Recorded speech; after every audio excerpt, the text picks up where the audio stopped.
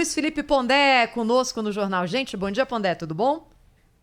Bom dia, Thaís. Bom dia a todos. Sim, tudo bom. E Então, você? tudo certo. Como é que você está vendo a tal da guerra das vacinas, Dória versus Bolsonaro, hein, Pondé? Olha, primeiro eu faria um recuo, não no sentido de fazer jogo do contente e defender o Brasil, não isso, mas a epidemia e as vacinas, elas são objeto de politização eleitoral, assim como de guerra de mercado em muitos países. Tá? Com isso, eu não quero dizer, não quero desculpar o que está acontecendo aqui. Eu quero simplesmente ajudar o nosso seguidor, ouvinte e tal, a não sofrer daquele eterno complexo de vira-lata que o Nelson Rodrigues dizia que a gente sofria.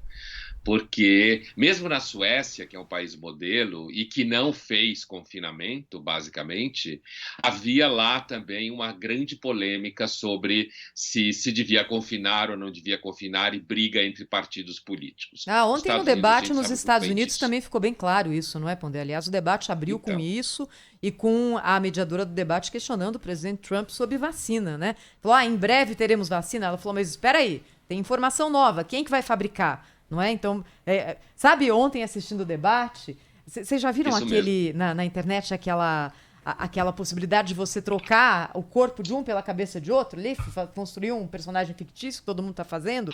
Dava em alguns momentos do debate ontem para a gente tirar ali a cabeça do Trump ou a do Biden e colocar de alguns políticos brasileiros que caberia direitinho, não é?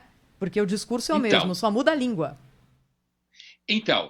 Isso que é importante perceber, exatamente é isso que eu ia chegar. Quer dizer, a epidemia e a vacina agora, elas se constituem em verdadeiras commodities, né? Como se fala, em verdadeiras variáveis que podem agregar dinheiro, poder, seja a políticos, em termos de votos, por exemplo, como no caso da guerra Dória versus Bolsonaro, também em termos de seguidores na internet, nas redes sociais, quanto financeiramente mesmo.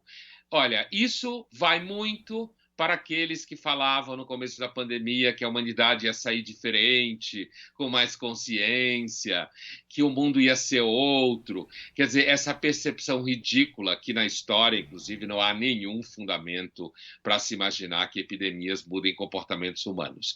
Agora, o caso específico aqui, eu acho que a gente tem aí esse tema da corrida para 22 pré-anunciada entre Dória e Bolsonaro. Agora tem um fator importante, inclusive muito para o Bolsonaro como fenômeno de redes sociais, que houve aí um momento em que, entre o ministro da Saúde dizer que a vacina chinesa ia ser a vacina do Brasil, né, essa frase forte, né, a favor do Dória, do ponto de vista político, e a reação do Bolsonaro, nesse intervalo, teve o crescimento na curva do engajamento dos seguidores do Bolsonaro contra a vacina chinesa, dizendo que não ia tomar a vacina chinesa. A gente sabe que os bolsonaristas eles fazem parte daquela paranoia de achar que os chineses criaram o vírus para destruir os Estados Unidos e a família tradicional, aquele pacote de ridículos que reúne basicamente a base de apoio ao Bolsonaro.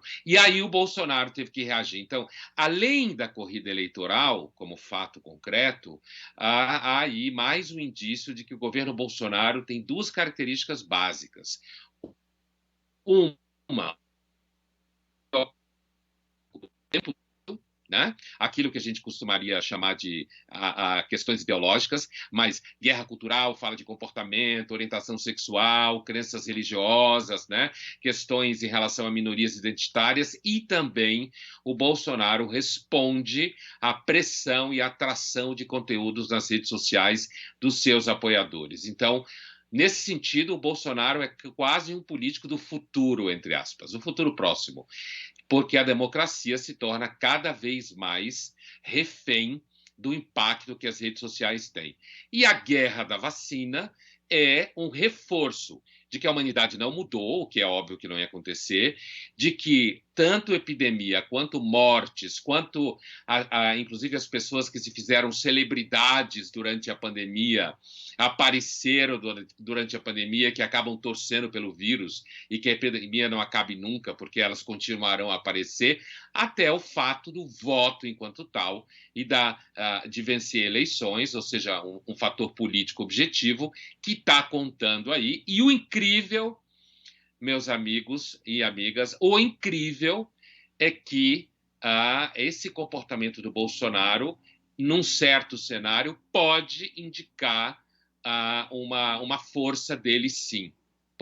Força no sentido meramente mecânico, não de valor.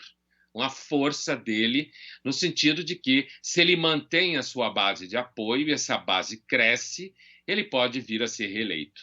Por incrível que pareça, existem antivacinistas, né, que não tem nada a ver com o Bolsonaro, que são pessoas muito bem formadas, que põem filhos em escolas para abraçar a árvore, que acham que a natureza é linda e que vacina faz mal. Nesse momento a gente vê algumas uniões estranhas, não é, Pondé? Essa, por exemplo, do antivacinista, digamos, urbano, não é? Com esse que você descreve. Se nesse momento ali, em comunhão de pensamento com o presidente Jair Bolsonaro, e também o que a gente tem visto é alguns políticos mais tradicionais da esquerda, nesse momento em comunhão de pensamento com o ex-adversário João Dória, não é? Você vê como cada dia tem uma surpresa pra gente aqui na nossa análise, né? O mundo vai governadores de esquerda ali alçando Dória a um patamar diferente nesse momento. É o que está acontecendo, não é?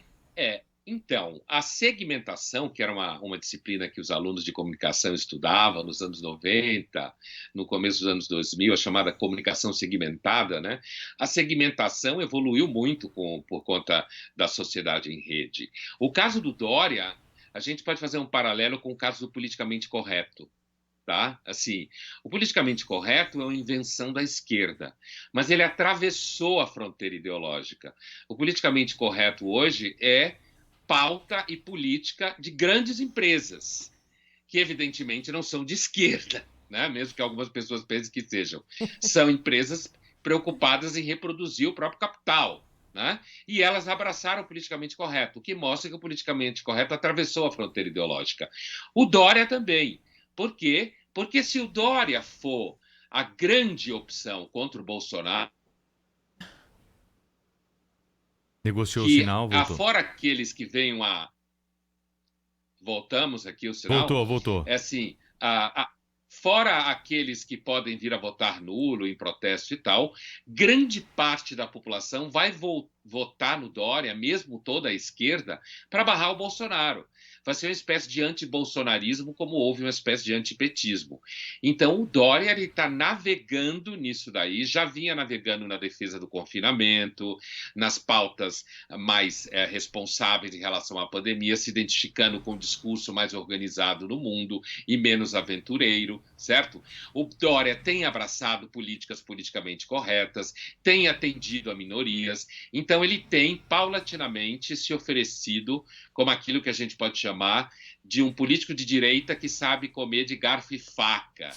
Quer dizer, um político de direita que sabe se comportar, respeitar jornalista, não cospe na cara das pessoas, usa máscara, e isso pode sim se transformar numa commodity, né, num valor importante pro Dória derrotar o Bolsonaro num possível cenário de 2022, com certeza.